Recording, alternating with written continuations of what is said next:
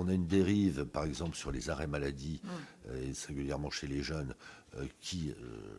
dont je me garde de dire que ça correspond à des abus systématiques. Hein. On en sait qu'on a des vrais enjeux de santé mentale dans notre pays, particulièrement chez les jeunes.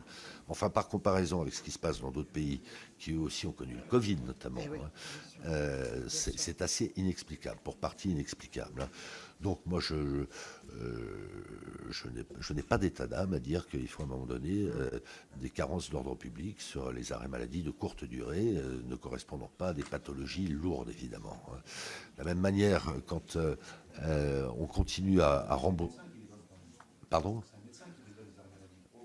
Oui, mais enfin bon. Ouais.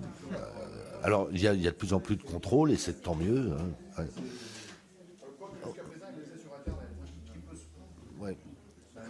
Non, mais de la même manière, si vous voulez, quand il y a des vaccinations gratuites, qu'un certain nombre de nos concitoyens, pour des raisons X ou Y, je ne les connais pas, ne se font pas vacciner et ensuite coûtent cher à la collectivité, parfois engorgent les urgences.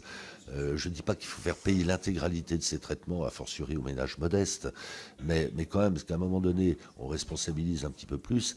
Et je ne suis pas sur le champ de la morale. Je ne suis pas sur le champ de la morale en disant ça. Je dis simplement qu'il n'y a plus d'argent. Eh oui, Il n'y a bien plus sûr. d'argent. Donc il y a un principe de réalité à un moment donné qui fait qu'on ne peut pas ne pas prendre des décisions de cette nature.